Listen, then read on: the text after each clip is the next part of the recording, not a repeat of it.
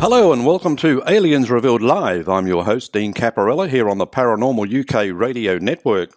From alien abductions to monster-infested ranches, men in black, near-death experiences, close encounter experiences and more, we speak to some of the most amazing people on the planet, ready and willing to share their chilling stories with you. And they all come from the Aliens Revealed Live files here on the Paranormal UK radio network. Well, alien abduction proof comes in various forms. Sometimes an alien abductee can remember their experience soon after an event takes place. Some will know that something strange occurred but can't quite remember what. Then there are the physical signs, the scars, the implants, the trauma. For others, it could be decades before they learn the truth. In Nancy Tremaine's case, it took 3 regression therapies to confirm she had been taken on board a spacecraft at the age of 12 in 1961, 50 years after the event took place. Her story is an amazing one, considering it appears she, along with others from her town, has what happened to them suppressed until they all came together. Tremaine was 62 when she learned what happened to her. With the help of a MUFON state director and a regression therapist, Tremaine's ordeal came flooding back. She became relentless in her quest to find the truth. There was no stone left unturned, and she was closing in on her proof of alien abduction. Her determination ruffled some feathers, but it also reunited Tremaine with her best friend from childhood. Her name was Cindy, and the following account made the hair on the back of my neck stand up as she recounted it. Nancy Tremaine is joining us now. Hi, Nancy. Hi, thank you so much for having me. Well, you've written a couple of, fascinating books, really must-reads for our audience, Symbiosis and Preordained. But I wanted to take you back firstly to when it all began for you. It was 1961 in September. And can you tell us a little bit about that first experience? Well, it was July of 1961. And it was my girlfriend Cindy and I was over at her house. We were playing. We were 12 years old at the time. And we grew up in Novi, Michigan, which was a small village. It was all trees and woods, unpopulated. Homes were starting to be built. I was inside playing with her, and Cindy's father called us outside. And we could hear in his voice that it was urgency. And when we walked out that front door, our lives went from black and white to a color movie. There was a ship, a silver ship, I call it a flying saucer at 12 years old, and it was hovering above a tree, just slightly above a tree, between our 2 homes. It was beautiful. I didn't feel any fear at that point. It was just beautiful. It had a large, wide belt of red, green, and white lights that were either flashing or rotating. They were going so fast you couldn't tell, but it was completely silent. And the funny thing is, Cindy's father was adjusting a small tripod telescope. And I didn't understand it because the ship was right in front of us. I mean, right in front of us. And neighbors started to come out of the homes, and they were standing there, and nobody said a word. And then we watched as a Novi, Michigan police car coasted. It actually coasted. Everything was dirt roads back then. And it coasted and stopped right in front of where we were, Cindy and her father and I were standing. And you could hear the rocks on the tires, the stones. It was that quiet. And the 2 police officers got out of the car, and they walked backwards up the incline where we were all standing. And I grabbed the police officer's arm, and I said, it was so difficult just to get out 3 simple words. Mm-hmm. They came out in slow motion. Is this real? Because I had to know that everybody else was seeing what I was seeing. And I was willing the ship to stay there. I wanted it to stay there forever. I wanted everyone to see it. And I kept telling it, oh, stay there, in my mind. The police officer didn't answer. Now, at this point, we're watching a car coming down Meadowbrook Road towards us. Now, Meadowbrook Road is the road that my house is on. And the car is coming closer and closer, and it's putting itself right underneath. Here's the ship, putting itself right underneath the ship. And when it does, a beam of light came out the bottom left-hand side of that ship, and it was aimed at the car. And we stood there wondering what is going to happen when this beam of light hits this. It was aimed at the hood of the car. Yeah. And the second it hit it, the car was immobilized.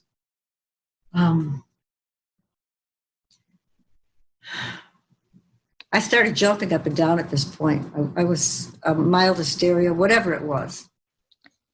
And the ship, I'm yelling, over here, over here. And the ship tilted on its side. And it spoke 3 words, we see you. And I realized, even at the young age, that ship was alive. I realized it was alive. And that's when the fear set in.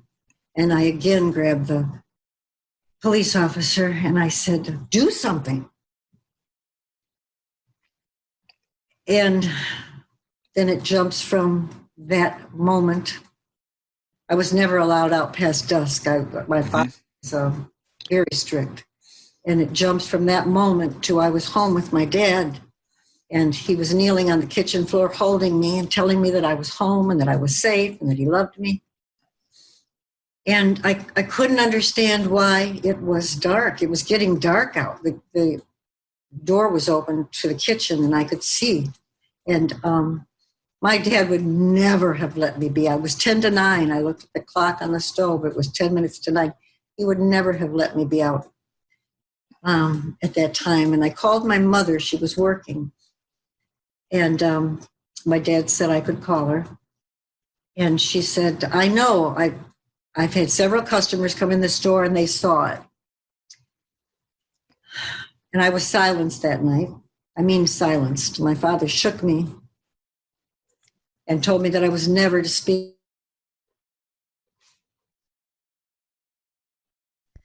But that night and many nights after that, I stood on the headboard of my bed and I would chant, please come back and get me.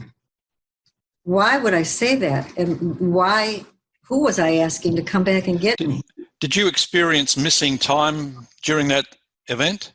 Oh, there had to be missing time because my dad got home from work at 5 minutes after 6 every night, like clockwork. And I wasn't allowed out past 7:30 or dusk. And it was 10 minutes to 9 when I got home and it was dark, getting dark. So yes, but I didn't understand missing time. I didn't understand or even really think about the connection of the missing time. So for the next 50 years, Cindy and I never spoke about it. No one ever spoke about it. I went to therapists over the years and I would beg them to hypnotize me because that was the only word I knew. Mm-hmm. And I said, I know there's something inside me that has to come out.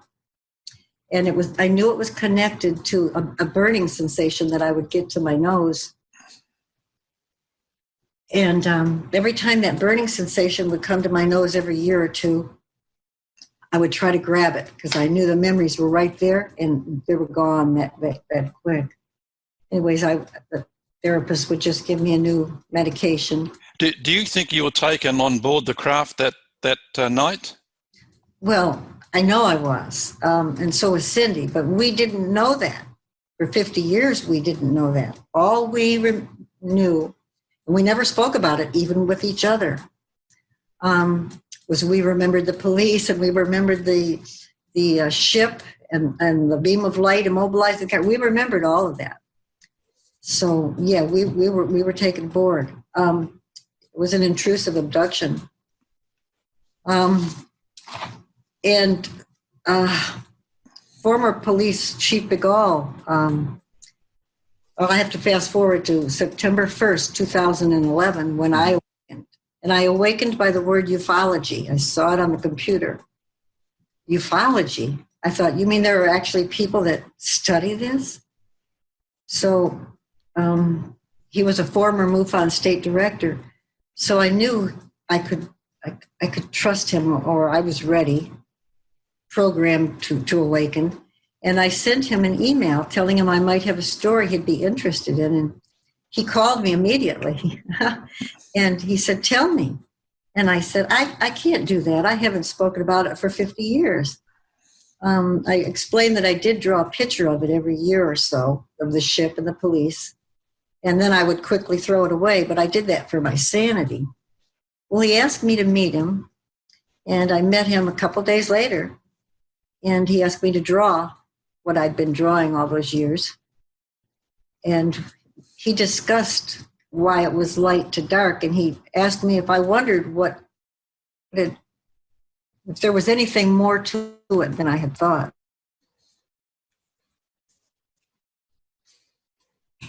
Aliens or any of that bullcrap. But I was curious. I wanted to know. And he found a regression therapist. And the regression therapist had done 300 or 400 regressions, but never with someone who could possibly have abducted. And I didn't know if it would work. Anyway, it was the three of us. I called us the Three Musketeers. We went through 5 regressions. But after that first regression, I was chanting, my body is waving and rumbling to the low hum of the ship. So I knew. I sat up on the couch and I said, it's real. It's really, really real. That's when I knew. And I became obsessed with ufology. Right. And I wanted to know. I was ready. I was more than ready. And I went after Cindy, the other little girl. And I had illustrations that I had drawn that they were put in my head. They put these illustrations and pictures in my head until I draw them. And I had 3 at the time, and I took them over to Cindy's house. And she knew I meant business when I got there, and she knew what it was about. By the time I got to the second picture, she was shaking, and she said, you were gone. You were gone, and we couldn't find you. I think your father went down.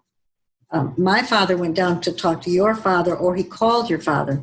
Now, Cindy hadn't even come to realization that she was on board at this point. Wow. And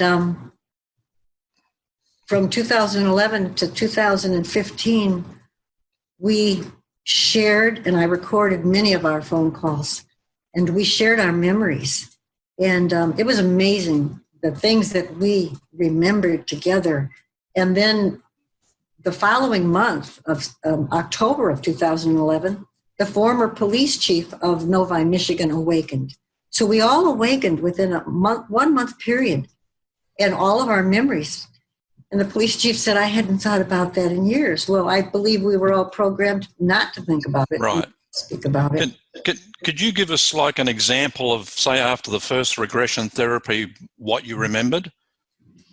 Well, the first regression therapy, I don't remember any of it except coming out of it saying my body is waving and rumbling to the low hum of the ship. And I was in a wave, an electrical energy wave, and it felt fantastic. Now, the second regression is when I remembered how they got me. And how they got me was, and I knew, they told me. They told me how they were going to get me. It was by a beam, and I've drawn pictures, and they're in the book, the first book, a beam that hit me in my back. And the second it hit me, I froze like a cartoon character. I was running home. In running position, I was, and I remember I was so mad and so frustrated because I couldn't move anything. And then from that is when they put me on my back and took me up. So the third regression was the magical regression. After that third regression, I didn't need to be regressed anymore because it opened Pandora's box and everything came flowing through.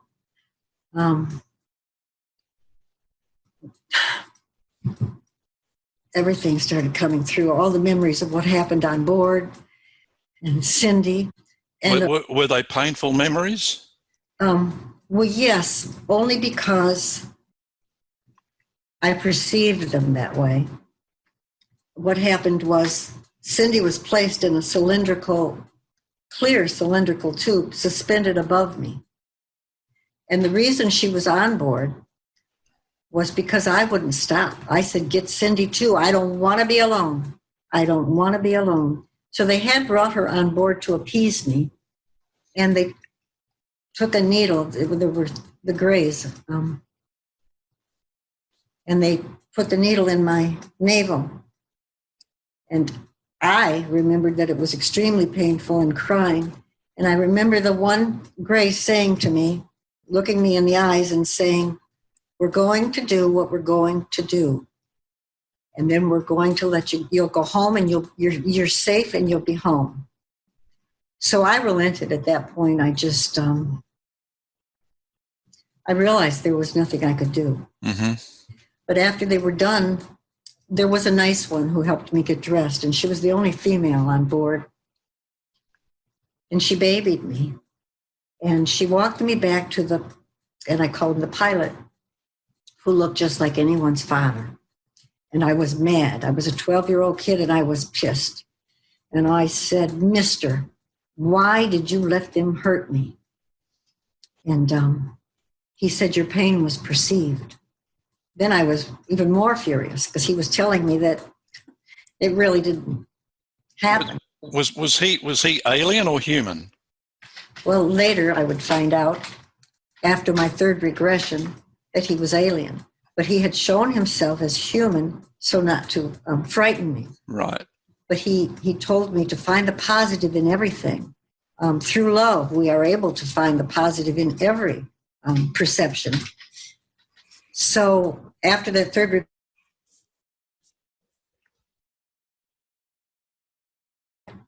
and it was a reptilian, and it's in the book, webbed feet,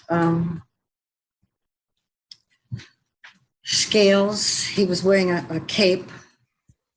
And after I drew the image, I was told to write beneath it, see me as I am. And I realized that this was the pilot on the ship, who was a reptilian being. And everything was new to me then. The state director, the former state director of MUFON, wasn't involved with MUFON at that time, but he said, you should go to a couple of the meetings. I think it'd be good for you to be with people of like kind. Little did he know. In fact, the regression therapist went with me. We also of Mr.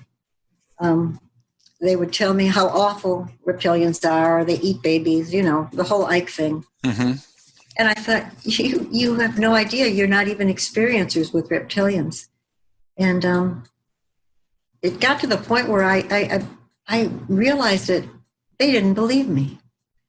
This was too much. They didn't believe me. And I asked the one, am I credible? And he said, credible? You're incredible.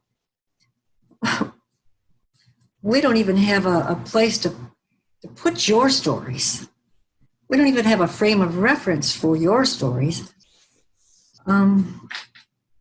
So I was pretty upset, to say the least, with MUFON at that time. And even the abducted groups.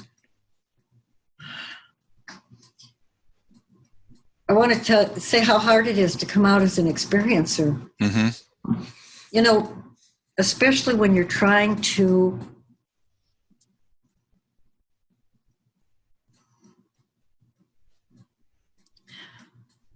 well, in your case, Nancy, I can't see why there was doubt when there were so many witnesses to that experiences. I had pictures of my pregnant stomach. I was 62 years old at the time. They didn't even want to look at the pictures. I mean, I really don't want to get into a battle about MUFON because my views have changed and MUFON has changed now. Mm-hmm. Yep. And this was in 2011, 12, 13. But there is a real jealousy in between experiencers. It's ugly. It's a competition. And I'm so naive, and I'm still naive, and I'm not going to let that ever go. But so many see it as a competition. Whose story is the scariest? Well, my story isn't scary. Well, let's talk about your relationship with the reptilians. When you say reptilians, I have to say reptilian, because the only reptilian being is Mr. The messages and the information that I get are either from Mr. or from the collective mind. Right. The collective mind,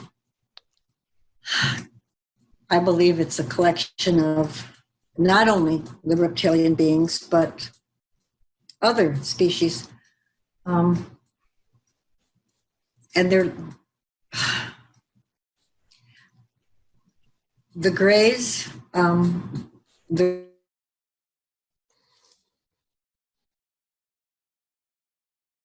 between a gray and a human, more gray than human. She was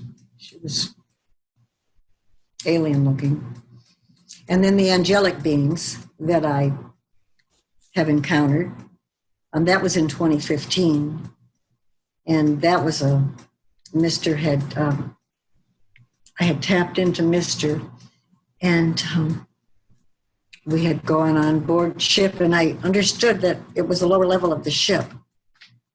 And when we got there, we were greeted by this angelic being who had this smile that was almost animated. It was humongous. And it was almost like he was waiting for us. But Mr. was not in reptilian form, and I do not see him in reptilian form. He is an energy, he is a presence, he is a knowing. It was, at that point, he was the size and shape of who he is. An energy, I can't explain it any better, maybe cloud of form of, but what I saw on board, the only time I've ever seen anything like it was when a friend of mine had taken off the back of his television set. And you see all those components, and I got really excited. I said, that's it. That's exactly what I saw on the ship. That entire ship was that. And it was divided into several different sections, and at each section was a different angelic being, and they all looked exactly alike. Well, when you say angelic being, are you talking like angel appearance? With the big white fluffy wings and all, and the white gowns to the floor. And I said to Mr., and I didn't want them to hear me, and I remember covering my mouth, which was really silly because everything was telepathic. And I said, they all have wings. What are they, angels? And Mr. and I have a connection where I not only feel his emotions, but I hear his words. And I could feel his humor at my being so naive. And he said, ask them. So I turned to the smiling angelic being, and he said telepathically,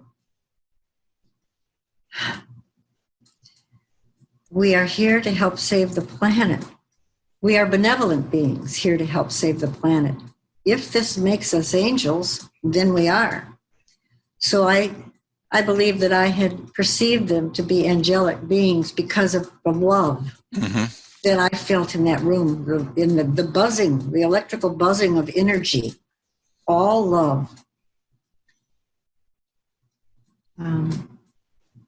But I perceived each angel to be a different species, and they were all working together, which what a lovely feeling it was. There was no one-upmanship, no jealousy. It was beautiful.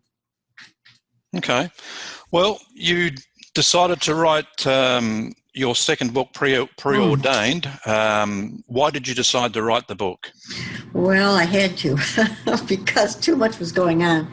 Preordained is far from a UFO book. I expose the internal transformation that takes place in what is called hardcore experiencers, as we learn that everything is consciousness, everything, missing time, telepathy, past lives. It's all consciousness. I think I read somewhere where you said you don't feel like you belong on this planet, and I've had that said to me by many experiences in the past. So maybe explain what you meant by that and then talk about the book. Okay. I feel very uncomfortable on this planet. I feel like I don't belong. I know I don't belong.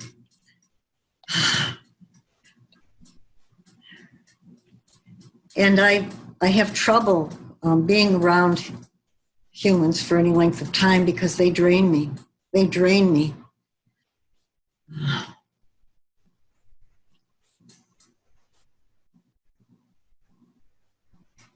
I hate to use the word dislike of humanity. As a whole, I have an intense dislike of humanity. I can't believe I just said that. But I have several friends that I love and people that are in my life that I love. But as a whole, humanity is pretty rotten. Mm-hmm. Well, we're living in... That's me being honest. Yeah, well, we're living in pretty crazy times at the moment, and it just seems to be going from bad to worse. Mm-hmm. Mm-hmm. Mm-hmm.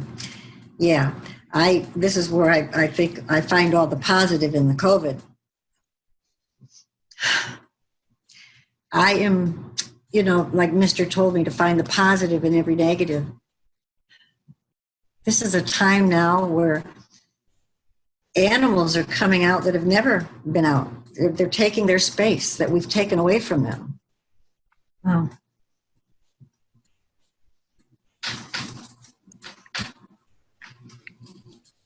And people are now, they're learning what it feels like to be in a cage. These people that go to work all day long and they keep their animals in a cage and they say the animal loves it. Pollution is improving. And we always talk about we're the leaders of everything, America does. Oh, we're the greatest at this and the biggest and the best. Yep, we are. We're number one with COVID. Absolutely.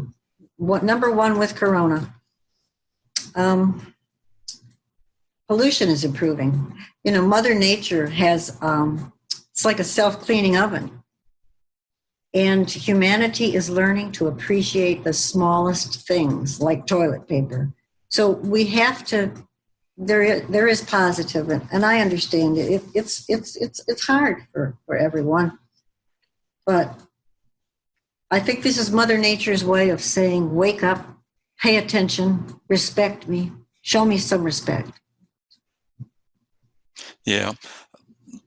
The book Preordain, is this something, say, the ordinary layman can get their mind around? It's going to challenge even the most open-minded people. I understood that when I was writing it. And like one of the messages I received, our messages are not for everyone. Many will be left behind. But I encourage everyone to have an open mind and read. There are other hardcore experiencers going through some of this high strangeness. I mean, some of the things I'm going through, I haven't heard anyone say.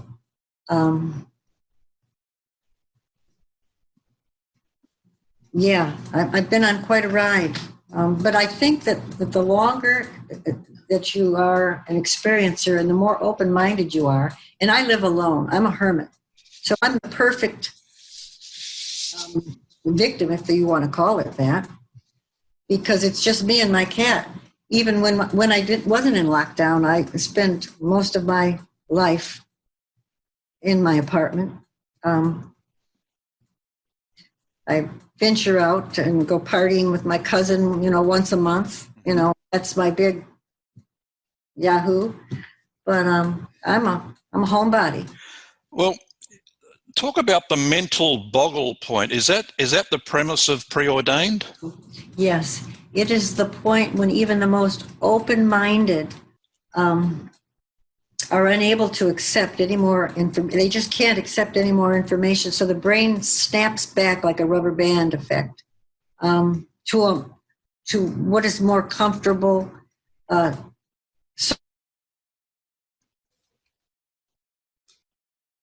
And that's exactly what it is. That term was coined by the late Jim Marrs, the mental boggle point. Mm-hmm. And my book will take you to that mental boggle point over and over again. But I'm telling you that everything in that book is true. There's no money. There's no fame. People think you write a book, you make money. I'm lucky if it puts gas in my car. You want to know the truth? Mm-hmm. I don't do radio interviews. It's very difficult for me. It's really hard. I do everything to avoid them, which is really. Well,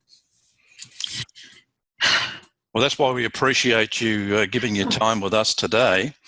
The mental boggle point. So it probably explains why people find it hard to believe experiences at this point in time. I mean, I'm sure it's going to do a complete loop, but I think we're just going through a transition phase at the moment with our belief system.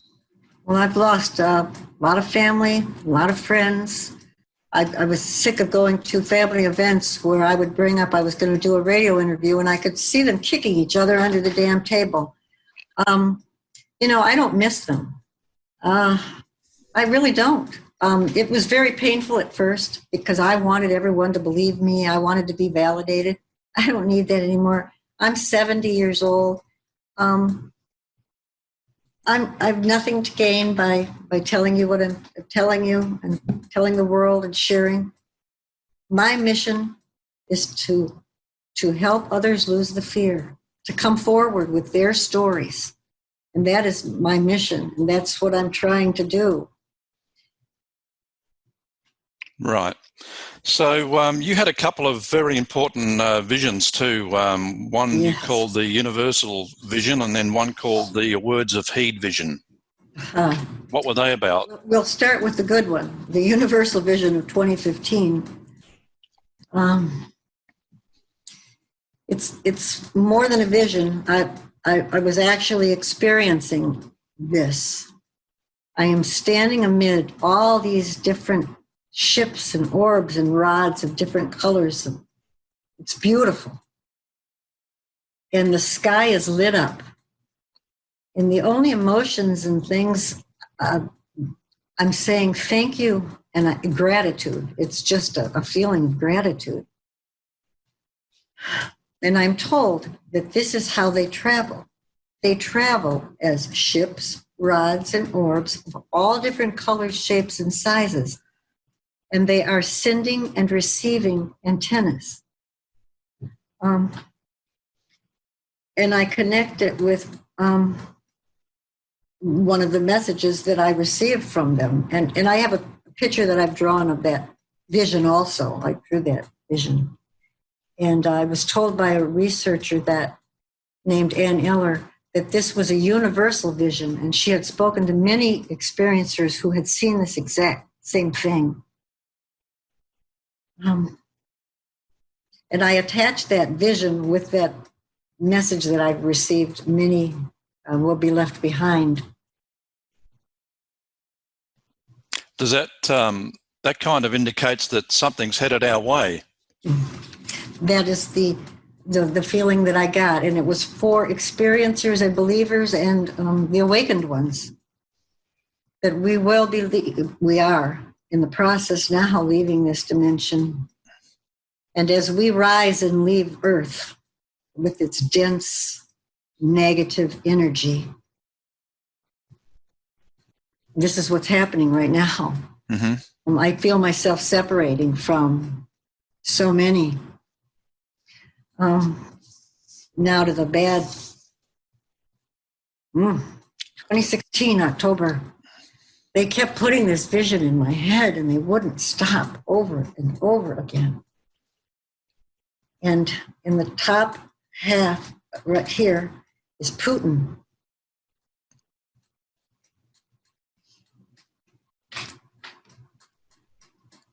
Well, I'll start at the very beginning. This was given to me in October of 2016. It was just before the presidential election here. Mm-hmm. And I felt impending doom. I could feel Mother Earth's soil absorbing all of this negative energy and unrest, civil unrest. This was in 2016, and this is what's going on right now in this country. I said it, I felt like I was standing on a simmering stew ready to boil over, and I could smell and feel the anger. I'm an empath, and that's one of the reasons why humanity drains me so much.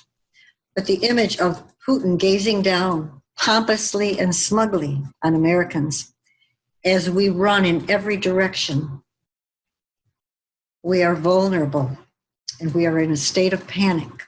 And the world sees this. We are exposed. America is finally exposed. We are not the great and powerful Oz that we portray. And I write, there is such divide between the masses. God help us. Well, it's not just the COVID now. We have a civil war going on here. You can name it whatever you want. I call it a civil war between the Republicans and the Democrats, and it's ugly. There is such anger. You see it on Facebook. I mean, these people are enraged.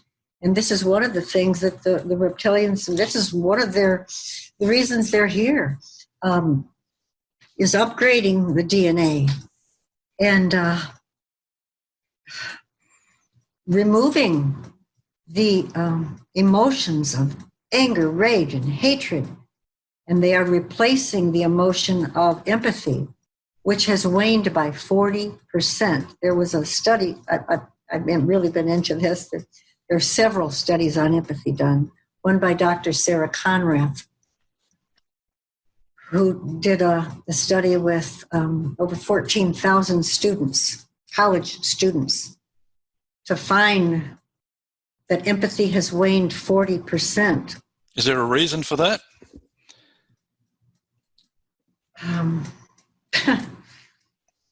Well, I think it's because of computers and phones and instant messaging and yes, and porn. Everything. Yeah. It's the Me Too society that we're in at the moment. Yes, very selfish, very selfish. It's a me society. Yes. But I just assume it's just a phase of human involvement that we're going through, and there's going to be light at the end of the tunnel. But from what you're saying, unless we do something pretty soon, we may not see that light.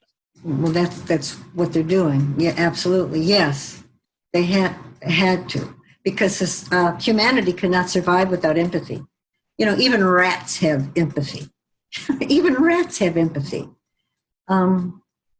It's the most necessary emotion besides love. And you can't have love without empathy. You can't have anything without empathy. Yeah, we just saw a bad case of it recently in Minneapolis with the death of a man with the police involved, and there was no empathy shown at all, and it set the country on fire.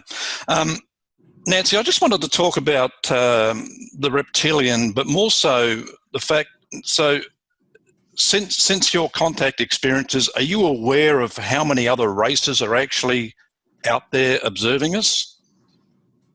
No, not. And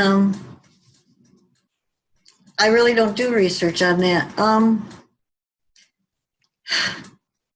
I don't have enough time, to be honest with you. They keep me busy enough. Yeah. But I think there are several races out there. From what I have heard from other people, I don't know anything about them. I only know the beings, the light knowledge energy beings that I interact with. So I don't have any knowledge. Yeah. And we're almost out of time, but Wow.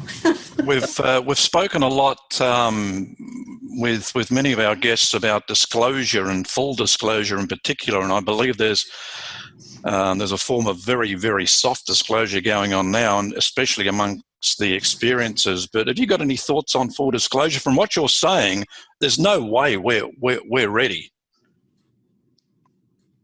No. That's why the awakened ones are moving on. That's our disclosure. We're leaving. We're leaving this dimension and going home. And when the people here on this dense planet are ready to evolve and quit killing each other, acting like animals, then they'll evolve. It's just not their time.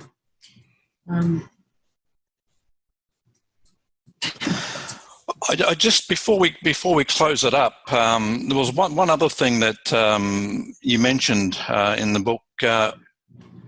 All life is preordained. So you, is that?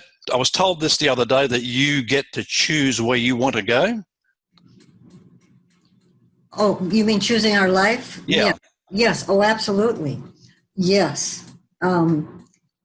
I'm here for the purpose of what I'm doing, to experience the things that I'm experiencing, for soul involvement. Yeah, I chose to be here. I chose the parents that I have. I chose the life that I've had, and all of the ugliness that I've had. It's made me a stronger person, and it's made me who I am. Okay. Well, that's pretty much on par with what I've been told by many experiences. Nancy, it's a fascinating discussion. The new book, Preordained, that's been out since what, January? Well, it was supposed to be March 1st, but I think Philip had it up earlier than that.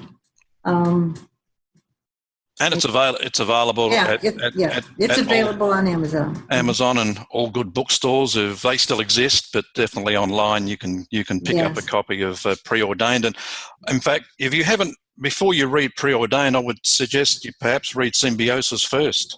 Mm-hmm. Yes, they're both great books. Listen to me, they're very important books. I believe they are very important. Okay, and just before we go, so what's in store for you from here on? What's your plan? Well, I somehow know that I have one more book to write, and then I'm done, and then I can relax. So I know that there's one more book left in me, and once I get that out, then I'm told that that's it. Yes. Work done. Yeah, all right. I'm done with my mission. Great. Nancy, really appreciate your time. I mean, as I've mentioned before, I think some of the most courageous people on the planet are people that are contact experiences and coming out and talking about their experiences in public. And let's hope with your appearance that we can encourage more to come out and talk. And we need more people like you, Dean. Thank you so much. And I want to just shout out to Philip Mantle and Grant Cameron. Thank you for publishing my books. And thank you, everyone, for listening. And anyone that wants to get in contact with me, share their information, I will get back to them. It's tremaine.nancy@gmail.com, and I will get back to you. Okay. Well, Nancy, thanks very much. Appreciate the kind comments, and let's hope we talk again pretty soon. Nancy Tremaine speaking with us. Elena Danaan rocked the UFO-believing world in 2020 with the release of her book, A Gift to the Stars. Danaan, an archaeologist and engineer, has worked at famous locations such as Karnak, Luxor, Cairo, Dendera, and the Valley of the Kings, and she revealed information in her book that made most of us sit up and take notice. Apart from detailing an amazing rescue in her life when she was just 9 years old, Danan's response to my question during an interview of how many alien races have visited Earth took me aback. Yeah, well, they actually started their experiments on me. I was 9 years old. I was a little girl. And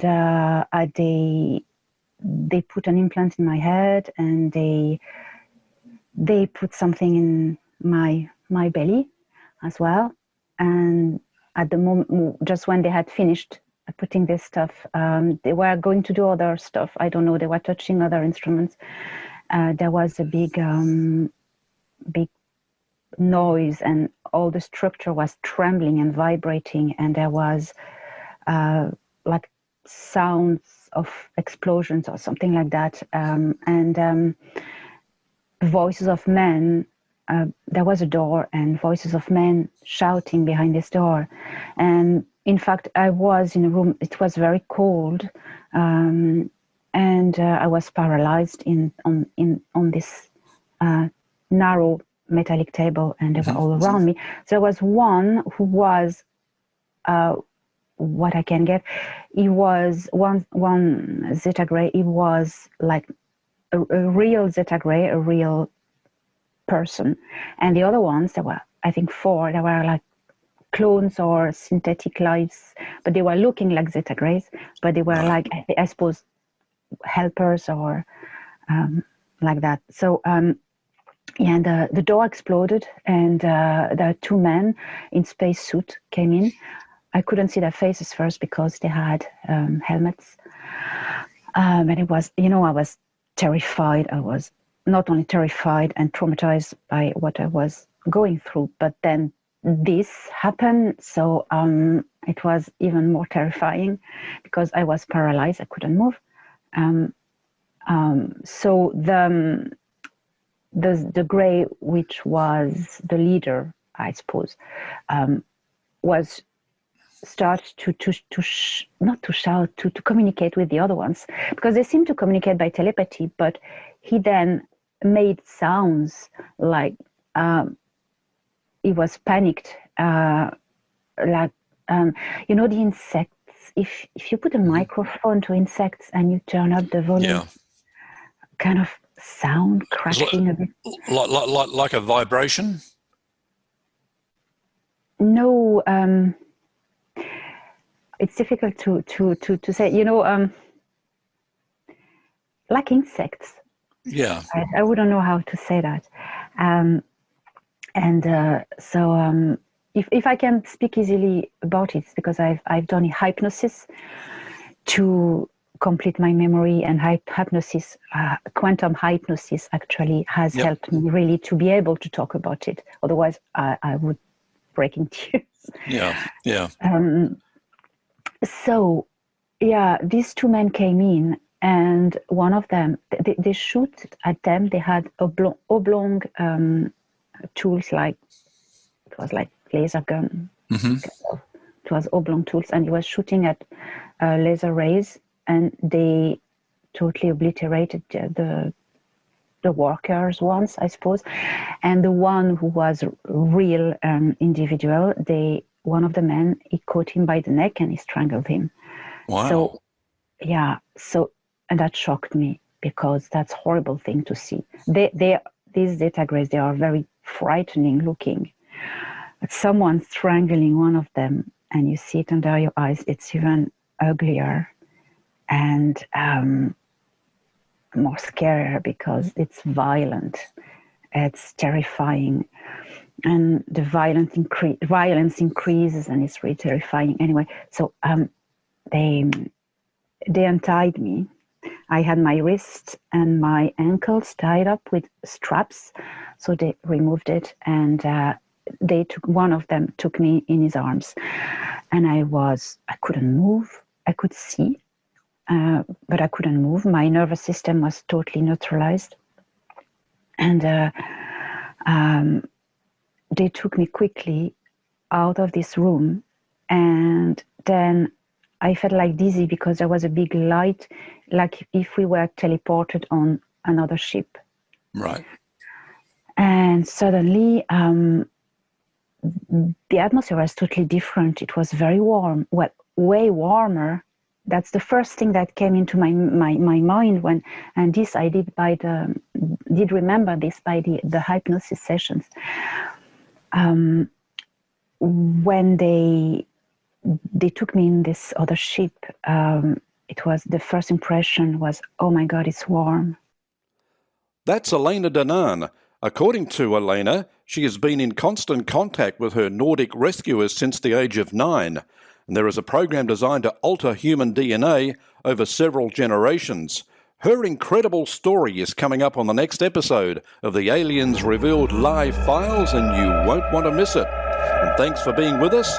Don't forget to check out our site at arlhub.com. That's arlhub.com. And as always, keep looking upwards and take care.